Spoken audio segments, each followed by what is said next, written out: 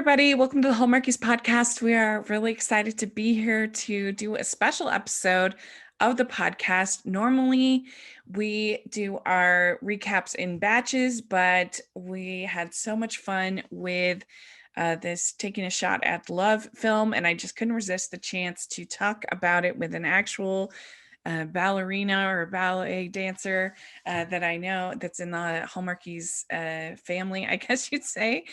We have Lilah Fitzgerald here. We haven't talked to her since last March, so I'm so excited to get to catch up with Lilah and get her thoughts about this movie. So this will be spoiler filled. We're talking about Taking a Shot at Love. But Lilah, thank you so much for coming back on the podcast.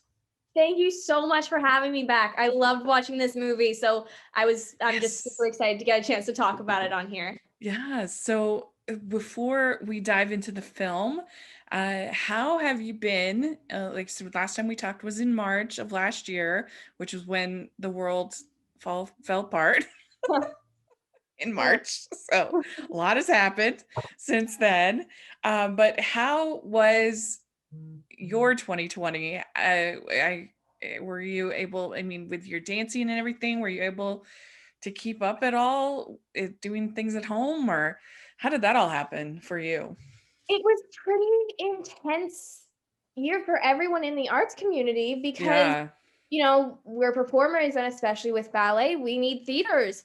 Mhm. But professional dancers from around the world really just pulled through and pulled together, and they had so many classes that they just offered over Instagram Live and other platforms, Zoom, and for anyone to take, most of them for free. Tyler Peck, principal dancer at New York City Ballet and one of my favorite ballerinas, does Turn It Out with Tyler, and she did it every day at 10 a.m.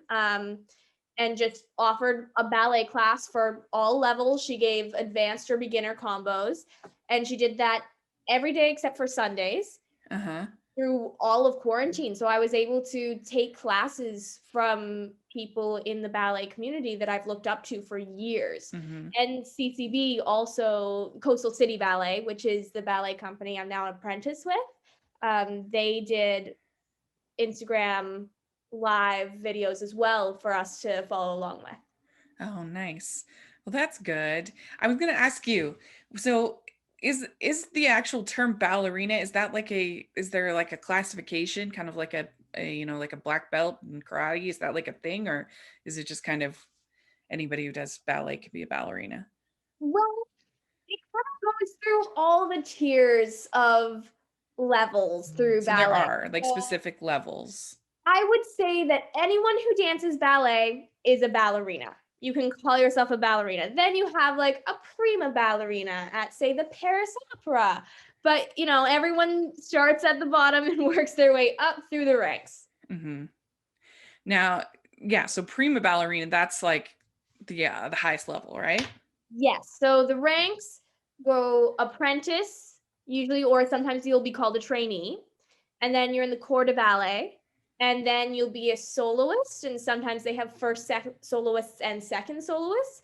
And then you're a principal or prima. Mm-hmm.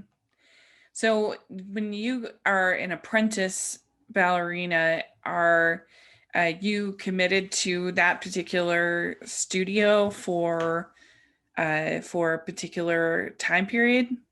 Usually you sign on for like 1 year at a time. Every company does it differently. Mm-hmm. But usually you do a year as an apprentice and either choose to go back or hope they invite you back. Yeah. And are you guys there? I know things are a little more pushed along in Canada than they are here. Are you back performing at all there, or what's that like?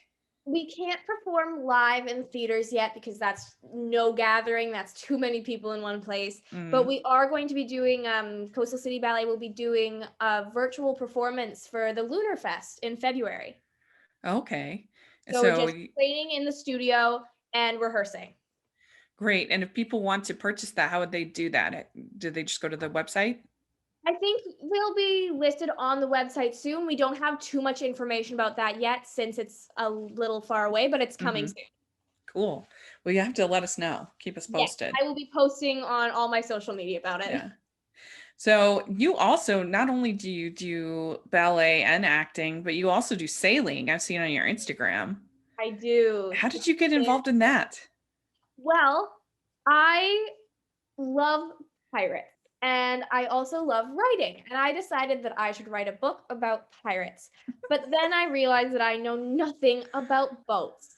So the summer before last, I Yeah. just figured, okay, there's a sailing club right down the street from me. I might as well take a lesson.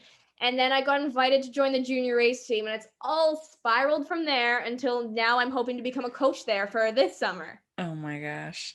See, you're just incredible. I mean, you're writing books, you're a apprentice ballerina, you've been in all these movies, you're going to be coaching sailing. I mean, there leave some stuff for other people to be good at, Lilah. I mean, wow, that's impressive. I often joke that I'm not good at having hobbies because they take over my entire life. Have you been able to do the sailing? That seems like you could be able to do that socially distanced. It's really good. Yeah, we were able to go back to double handing, so having two people in a boat for a while.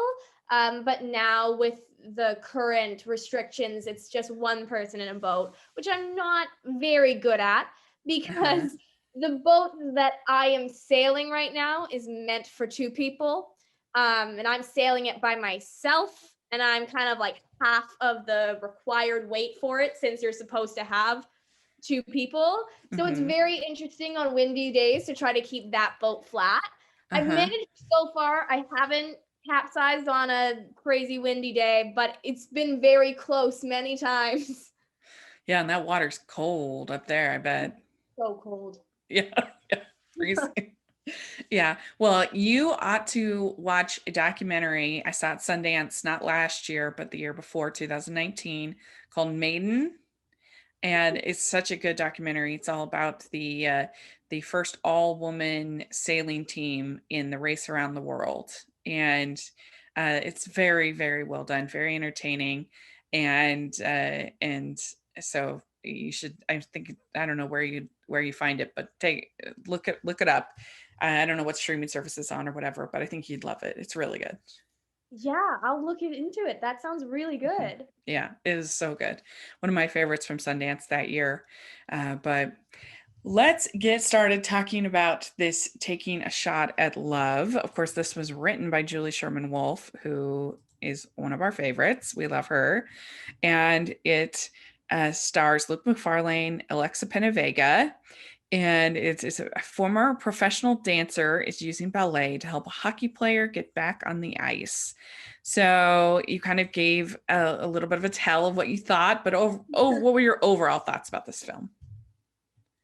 I think the biggest thing that stuck out to me is that they really got ballet right. Oh, good. In so many films, you see the ballet studio and you're expecting it and you're excited because, I do ballet, so I'm excited to watch it.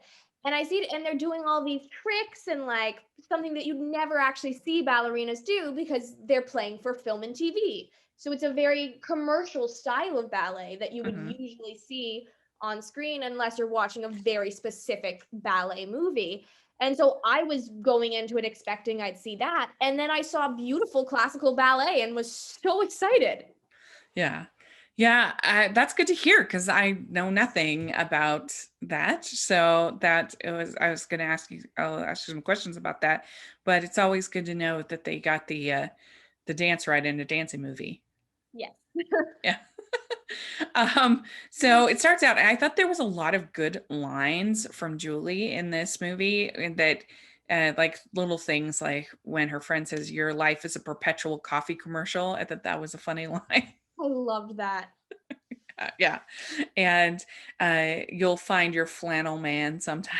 I like that. That's good. It was so Uh, good. It was very comedic, but done well, like mhm. not trying too hard, very subtle, but Yeah. still throwing us all of those good lines. And I noticed when I was watching it that her character's name is Jenna Wagner. And so I tweeted out that I'm going to pretend that Julie Sherman Wolfe named the character after me because that's my last name is Wagner. And she responded, she's like, I actually did name it after you. So this is very exciting. My first time ever being mentioned in a Hallmark movie. So I mean, I saw that tweet and I was like, hey, yeah. so fun. That was pretty fun. It was pretty exciting. And Julie gave a lot of little nods in this, not only character names, but also the whole film is set in Avon, Connecticut, I believe. And that's where Julie is from. And so that's kind of fun. So all this Winterfest stuff and everything, I think is all made up. But hey, she's kind of representing her town, which is sort of fun. Yeah. Of Feel like Avon. take stuff from your real life and make it into a beautiful story. Mm-hmm. Yeah, and the Rangers, of course, are real, as are the Wolf Pack, which is the smaller team. So that was fun, and they had I think Sherm on the back of one of the jerseys of the Rangers, and so Julie Sherman was able to keep that jersey for her movie. So we find out that she's in kind of a rough spot as far as the dance studio, because not only is it's a tough time, but also she's losing students to competitive dance. And how did you feel about that? Did they capture, is that a real thing, sort of the animosity or competition between traditional dance and competitive dance? Oh, yes. I Yes. mean, everyone on either side claims that they're the better one. But what I really feel like, because I'm not in the competitive world at all for dance, is that I loved how Jenna always talked about that that's not what ballet is. That is what like jazz competition is. But ballet is about performance, and the competition takes away the art. So I think Mm-hmm. they really captured that perfectly. That's interesting, because I wondered, do people stay pretty separated, or do a lot of people do both and do competitive and traditional?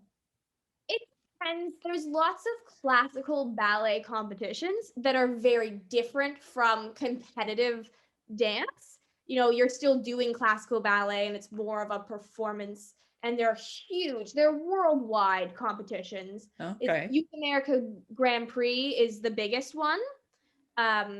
But outside of something like that, it is very separated, because most classical ballet schools, they don't go to competition at all. They just, unless it's something like YAGP, they're just practicing in their studio, performing the Nutcracker, doing ballets instead of competitions. So you don't get much crossover between, those kinds of studios, because you're not in the same world.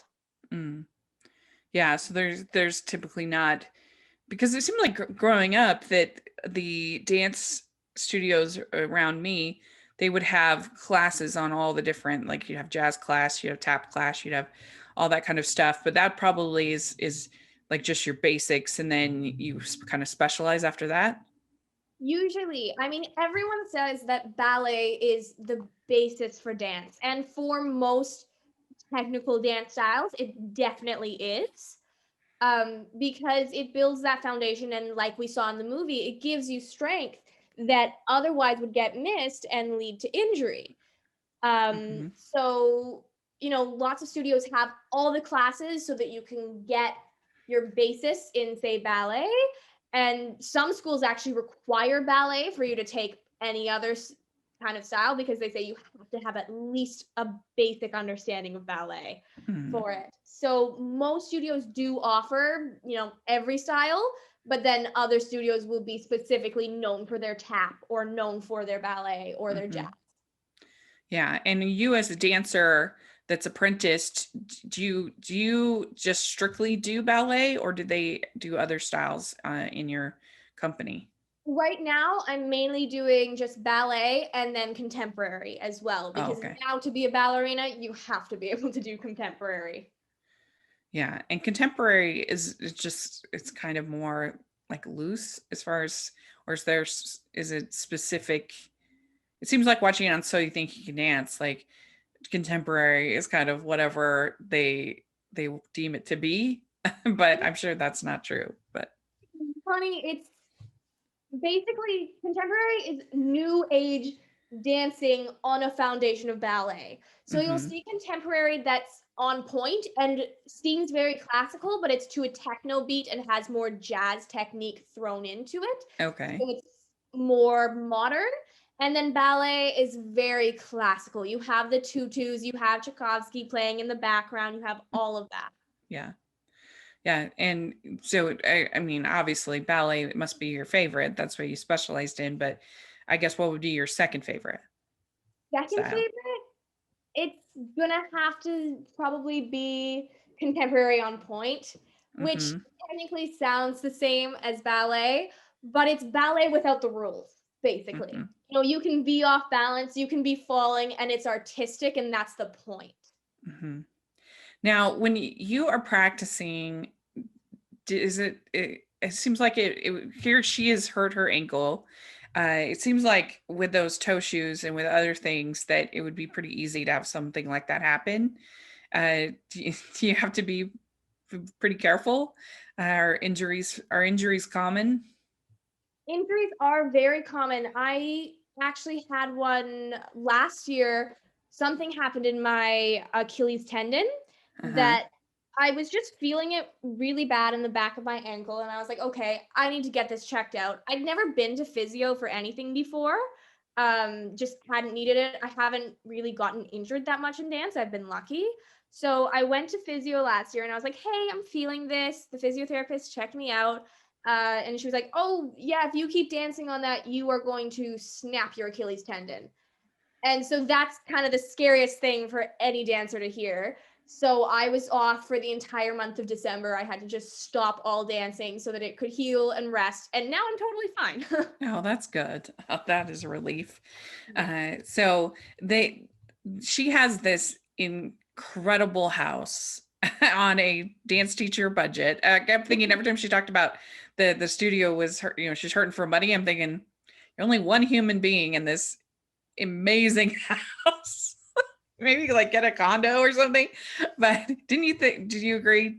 Wasn't her house Exactly. I kind of was like, okay, we're going to assume that her parents left it to her and it's entirely paid off. Because right? I saw that house and I just went, oh, that's gorgeous. Yeah. It And was yeah, so beautiful. I'm assuming this movie was filmed in Vancouver. So you should go try to well, find this house. It's so I pretty. it was it was so fun. I actually recognized some of the people and places. Oh yeah. Yeah. And a guest house. And she's taking him up to the guest house and he's like, oh, this is not as good or whatever. And I'm thinking, it looks really nice. That made me laugh. I was like, that's my dream apartment right there. Yeah, I would probably, if I were her, I would live since it's just her, she's just single, live in the guest house, rent out the main house. You wouldn't have, that would cover like all your expenses. See, but if we had someone like you in the movie, then it would be over in 3 seconds because Yeah, you would that's solve true. all the problems. That's true. That's true.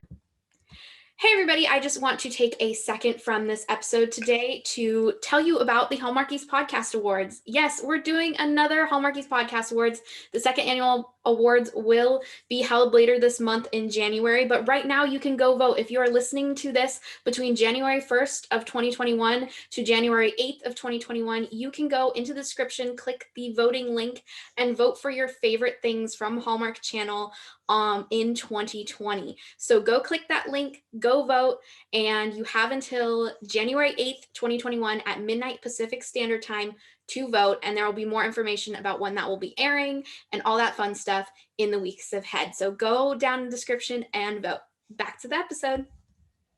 Her cousin is the agent for Luke McFarlane's character.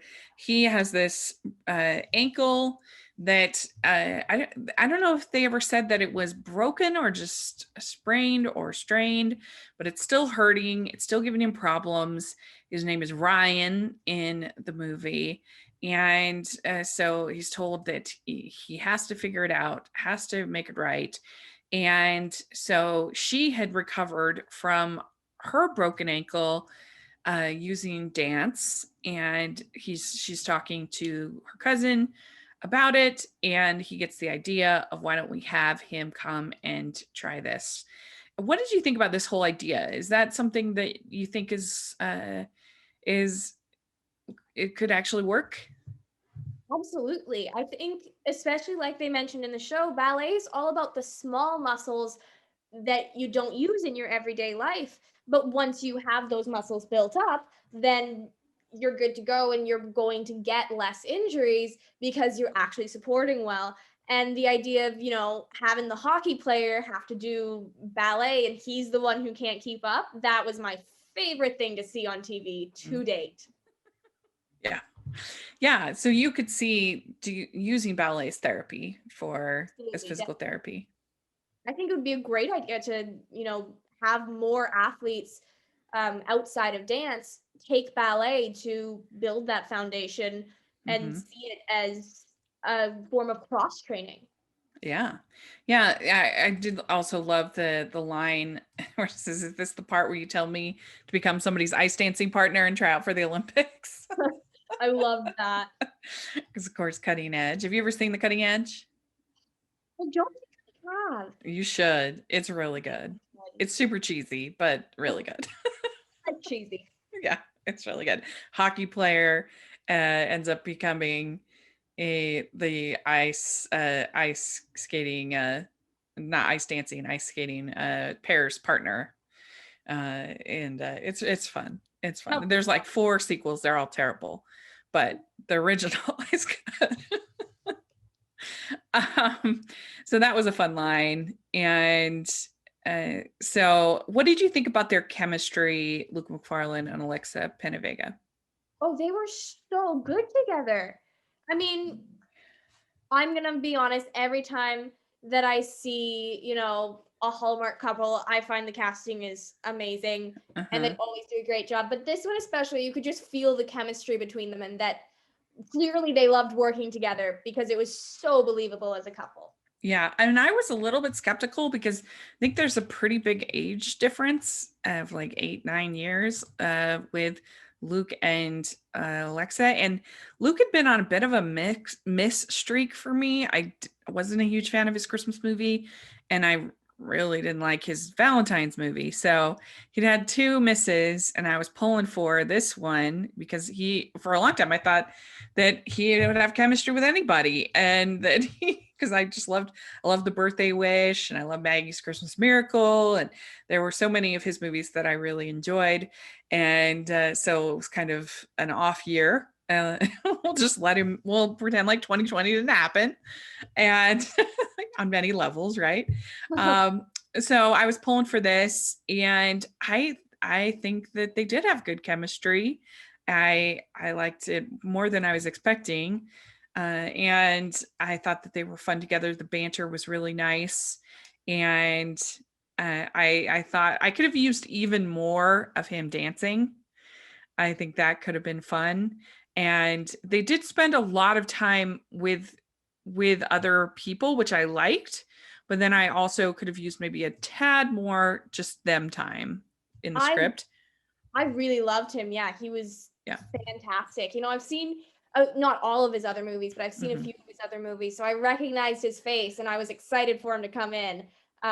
So seeing him in this, I just cemented that he's one of my Hallmark faves. Yeah, I really liked her friend, the Erin, I think was her name.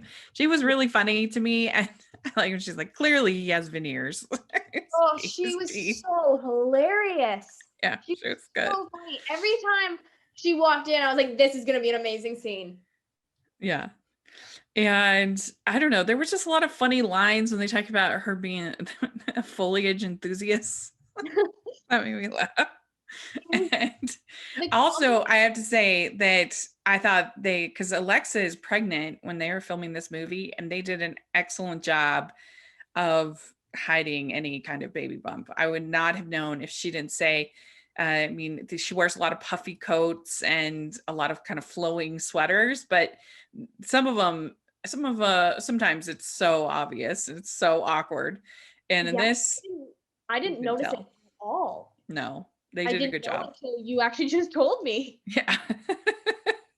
um, and yeah, I loved Erin, her friend, her neighbor, and I also loved her Erin's husband, Matt, played by Andrew Dunbar. He's so charming, I think. Oh, he really He's was. He really embodied that hometown sweetheart so perfectly. mhm. Yeah, and they actually gave him like a little bit of an arc for a side character, because it's hard in these movies because you only have so much time, and you have to develop the main story. To have sort of side stories is hard, but here they did a pretty good job, I think, with Matt getting a little bit of a side story where he ends up becoming the coach of the hockey team.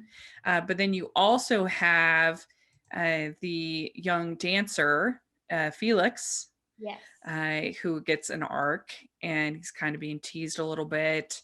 And he does both hockey and ballet. And what do you think that kind of the reputation of dance is particularly for boys, has changed at all with things like Dancing with the Stars and So You Think You Can Dance, with men and male stars in those shows? Has it changed at all, or do you think they're still sort of fighting that reputation of boys don't do dance kind of thing?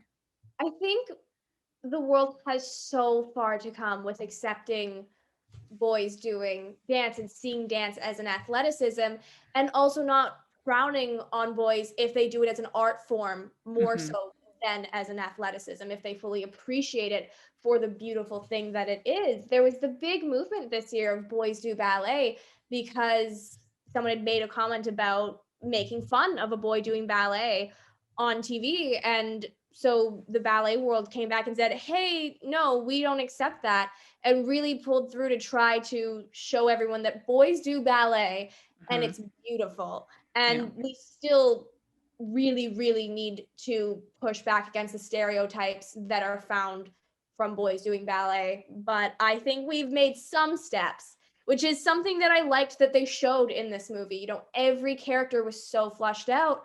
And with Felix, showing he was a fantastic actor, showing the slight embarrassment that he feels of doing ballet, but also how much he loves it and that he wants to do hockey and ballet, and he can do both, and he can be a fantastic Mm-hmm. athlete. And they really recognize the athleticism of ballet through his character.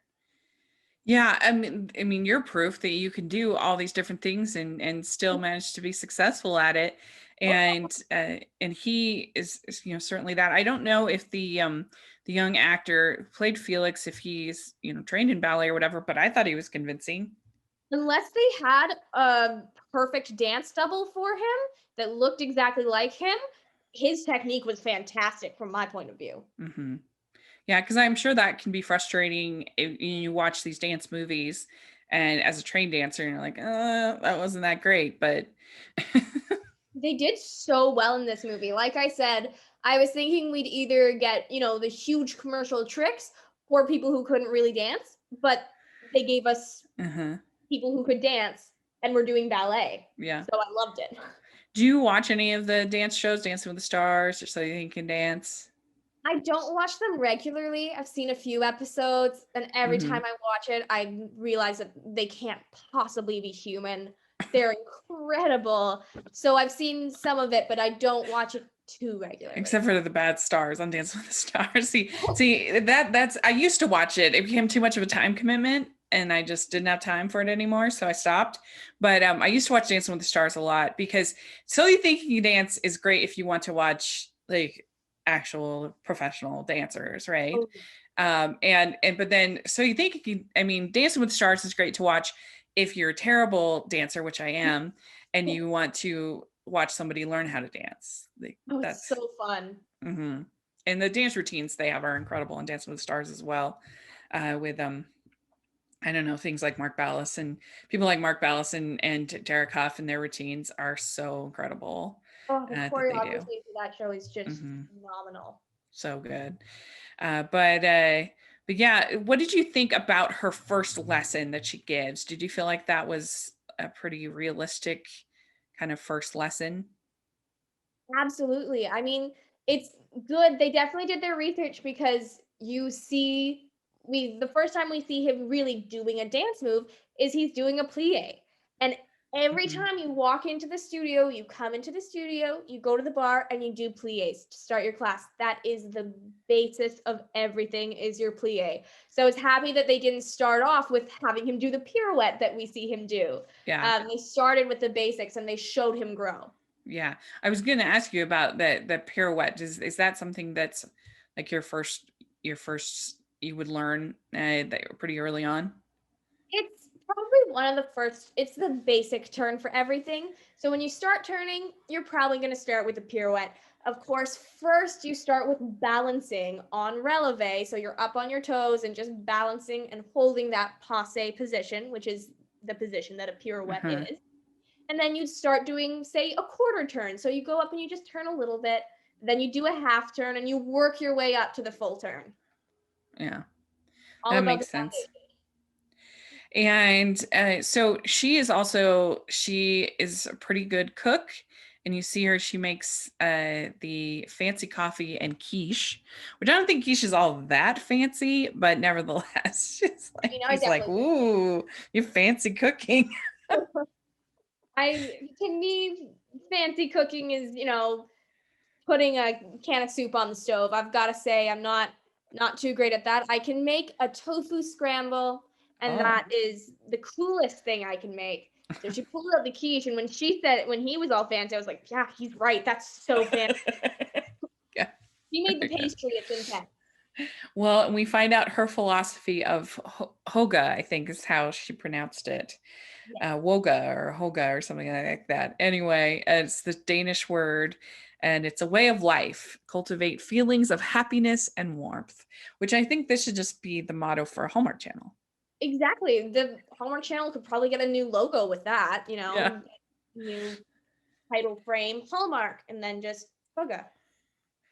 Yeah. What do you think about the idea of backup plans? Is backup plans people expecting to fail? Or is backup plans, even if you do everything right, sometimes things change you can't control? See, another thing I love about this movie, because the writing is so great, they gave us gorgeous comedy moments and then this philosophical question. Hmm. So I would say my take on it is it's good to be prepared, but don't bet on yourself failing. Be ready for if something goes amiss. You don't want to be just standing there realizing, oh, I'm in a really bad situation right now. But you also need to have confidence in yourself, because if you don't believe you can do it and if you don't commit 100%, then, you're not going to be putting as much work in as you would be if you didn't have that backup plan. It's your only option. Hmm. But again, it can't be. I liked how she talked about it's was her whole life was ballet. It was her entire identity. And you need to find things that remind you that life is bigger than you, and it's about so much more than just nailing that pirouette. It's about, going out in a sailboat. And for me, I was sailing back in November, and my coach pulled me and my sailing partner into his coach boat and took us out to just see a whale. And that was a moment that I really realized the world is so big. It's about so much more. It's about seeing a whale. It's not about whether I fell out of a pirouette, you know? And she really, really brought that home in this movie. Yeah, the way that I heard it explained once that it really connected with me is basically deal with the idea of failure up front and then move on is assuming that you're going to succeed. So I've accepted, I've dealt with the fact this might not work out. I processed it emotionally, and then moving forward, I'm assuming I'm going to succeed. And I think that that is a pretty good way to kind of look at things that may be out of our control. I mean, certainly 2020, if it taught us anything, is there's a lot of things that can be out of our control, right? That will interrupt our goals. And so I think if you have a plan, just accepting that, okay, up front, it might not work out, but and so I'm going to deal with it, and then I'm just going to presume going forward it'll work out. Exactly. Be ready for anything, but also be extra ready for everything going right. Yeah, and I like how you say too that is work on having a full and as balanced a life as you possibly can. I mean, I'm a terrible example of this because my whole life is this podcast. I mean, especially in 2020. I mean, the things that kind of gave me a more rich experience were sort of taken away. But now I feel like I'm starting to kind of get back there to doing some of those other things that I enjoy.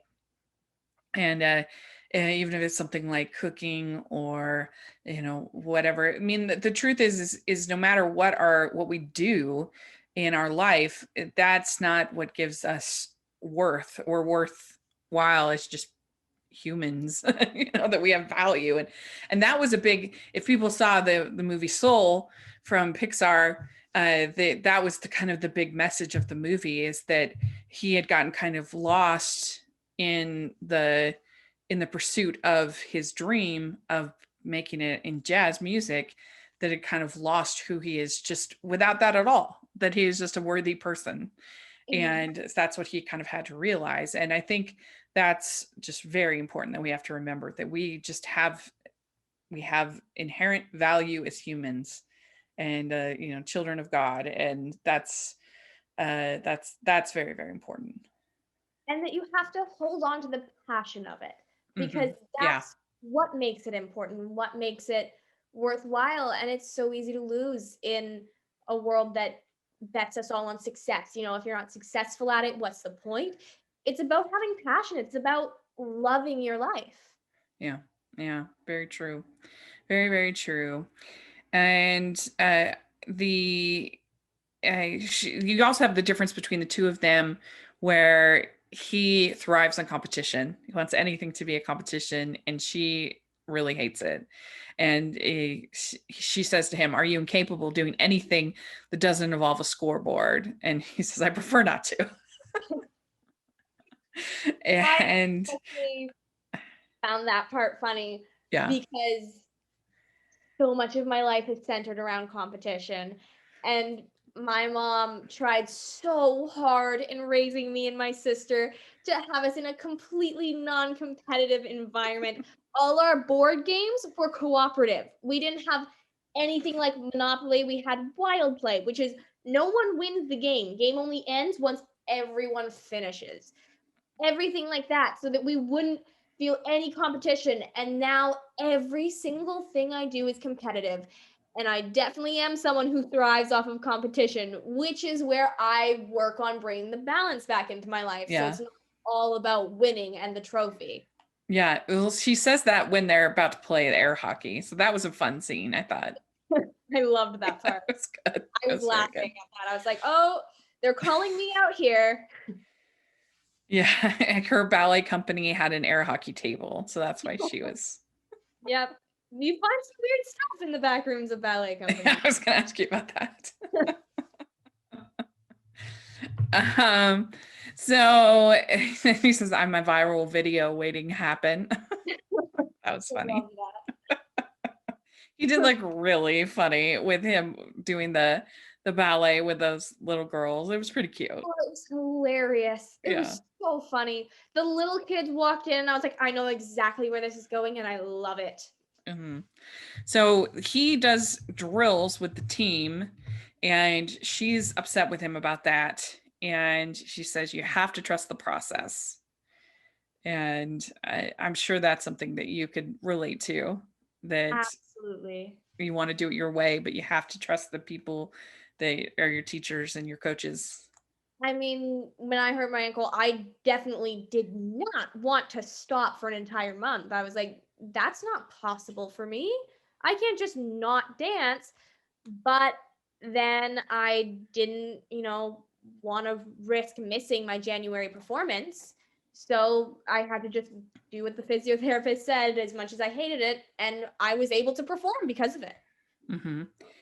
So we find out that she was on the national team, I guess, and uh, she got injured, and she was also in a relationship with the head of the tour or team or whatever.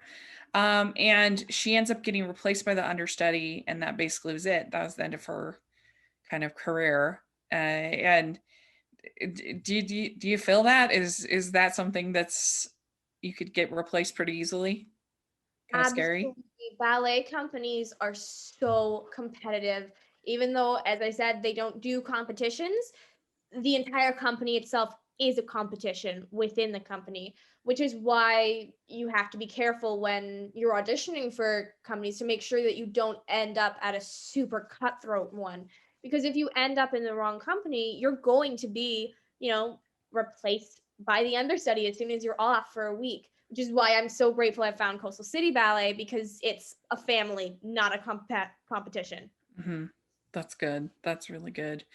I loved some of the I loved some of the group time between, even though I would have liked maybe them a little bit more together, but I loved some of the group time between the two couples, and I especially loved the power outage poker. That was so fun. I loved that. And I loved the roasting marshmallows as well. They felt like a group of friends hanging out, It didn't feel like they Yeah. placed them on their marks and told them to say their lines. I felt like I was just watching a little like camera had been hidden in the bushes and I was watching them just hang out together. Yeah, it was just so fun. And maybe it's because I miss game nights so much because we haven't been able to do them very much. Although I did get to do a puzzle with my friend Jen over New Year's, and that was really fun. But I don't know, I love game nights and I miss those a lot. I can't wait to do them again. And storm snacks, that is my new favorite concept. I mean, because we totally have them. And when we used to have snow days growing up, my mom would make brownies. That was kind of the the snow thing was to make brownies. But yeah, storm snacks and rainy power outage poker. Oh, all about that's looked so fun to me. I mean, storms here, I live by the ocean, so the storms here get pretty intense. We get a lot of wind, we Yeah. get the waves crashing right up onto the path. And so I always love to like go out and watch the storm and think this is great.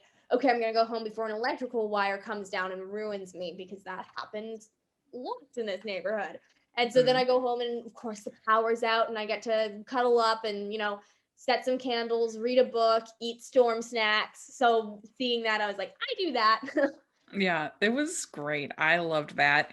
And then we also have that Felix is getting kind of like picked on a little bit. And but he needs help. And so they kind of recruit Matt to help Felix with the hockey team. So we get kind of a little, like I said, a little bit of an arc there. And we also get Ryan kind of standing up for Felix to his friends and saying, yeah, that's so cool. He does ballet. I So mean, that was fun. it was so fun. Every character was so full and fleshed out. Makes me Hmm. really hope that they decide to do a sequel so we can Yeah. see more of them. Hopefully, they were setting up for that. Yeah, this is one that I actually could see, I think, a sequel, because normally the Hallmark sequels aren't the best. But I feel like there's room here for more with these two, and for the both hockey side of it and the ballet side of it. And I think that you could almost do sort of a spin-off where you have maybe a student and a player of theirs, like, so they're in it, but they're not like the main leads. I would love, because that's the way that romance novels are. You'll have, if people read like the Bridgerton novels, the first one's Daphne and the Duke, and then the next one they're in it, but it's about the brother, and that's kind of how romance novels work. And it would be fun if Hallmark kind of embraced that a little bit more, that you still have kind of your main couple. They've done a little bit with the evergreen movies, but I think that would be fun for them to embrace in more of these films. That would be so And fun. I mean, yeah. like Gilmore Girls did a spin-off with Jess. Um, Uh-huh. And so to see something like that happen with Hallmark would be, interesting. There was also,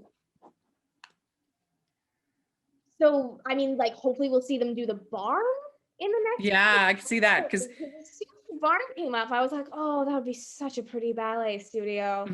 and they brought it up and then they never really did anything with it, with the barn.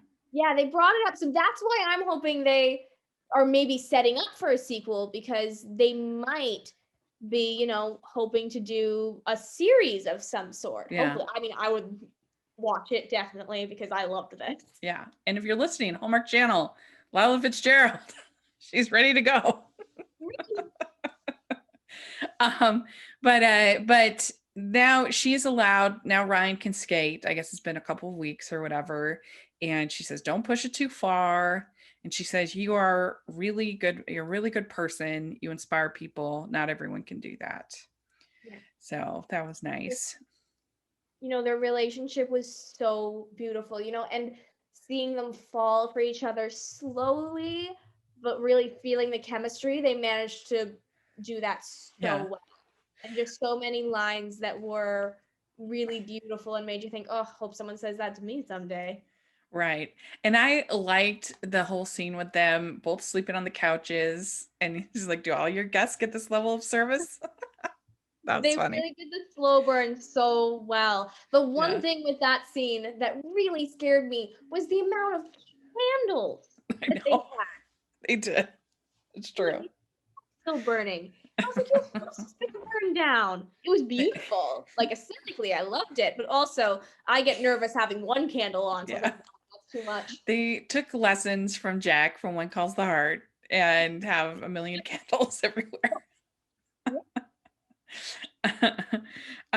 So they're talking with Matt, and he's trying to, should he be a coach?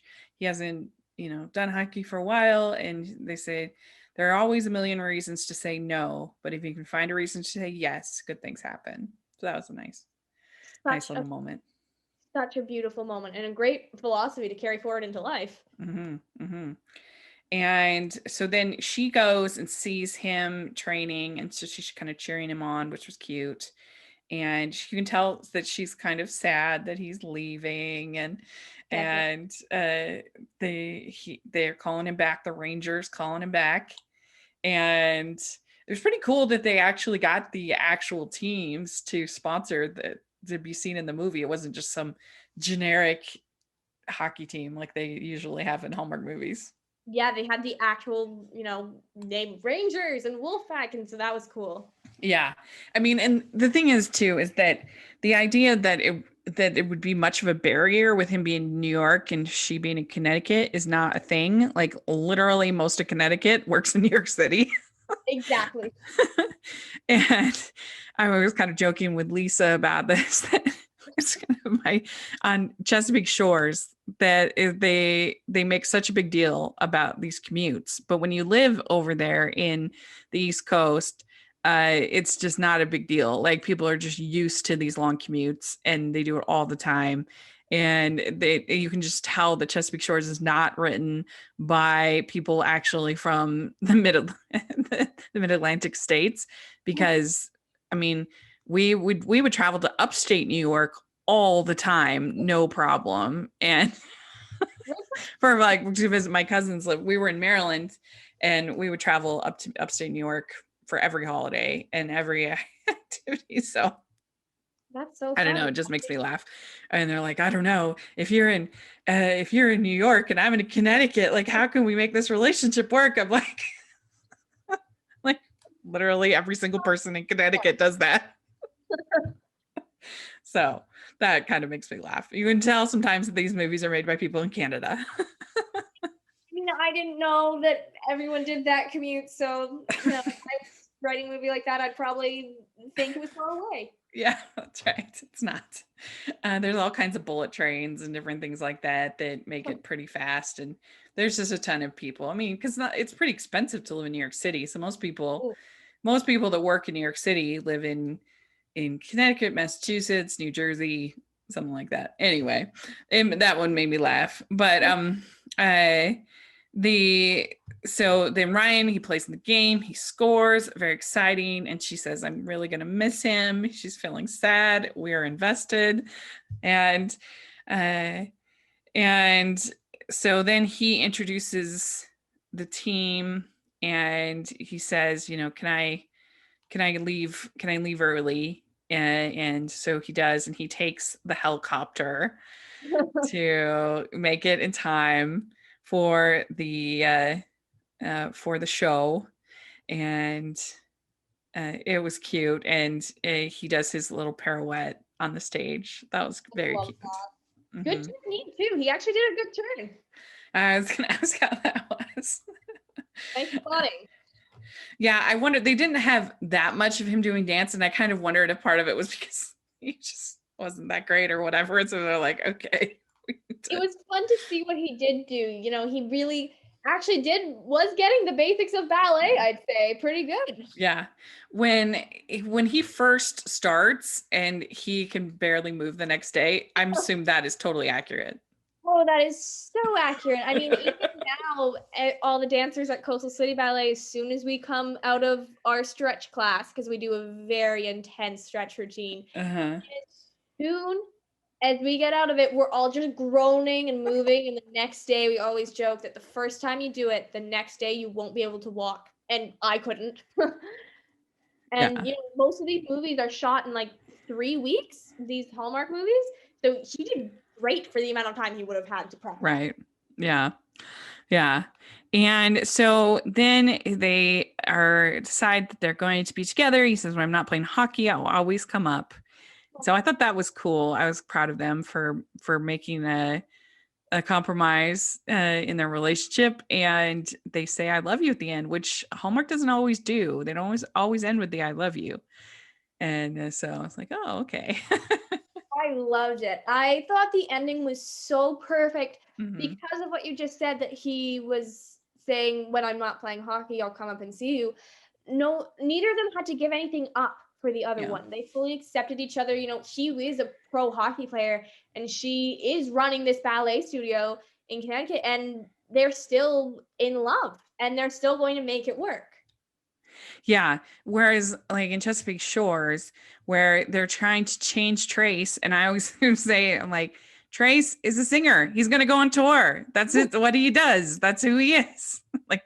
And I think in this case, they understood who both of each other are and what they wanted, and they're going to make it work. And I have very high confidence in their relationship going forward.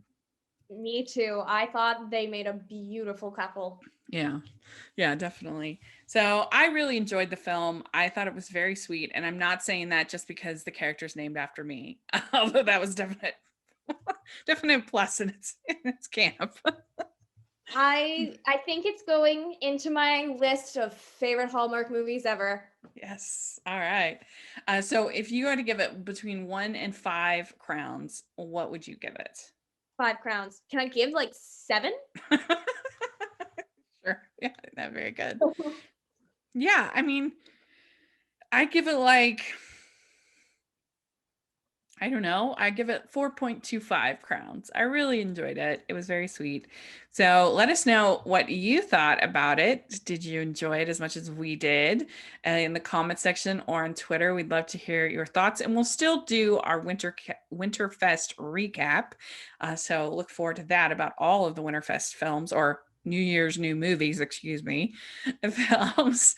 But this was so much fun, Lilah, to catch up with you and talk about the movie with you. I'm so glad things are going well for you. I love watching your Instagram and seeing all the incredible things you do. And it's just amazing. You're an incredible young lady. Thank you so much. I love having your support through, even though we have never met in person, I feel like I know you, and I feel so grateful to have you supporting me. So thank you. So much fun.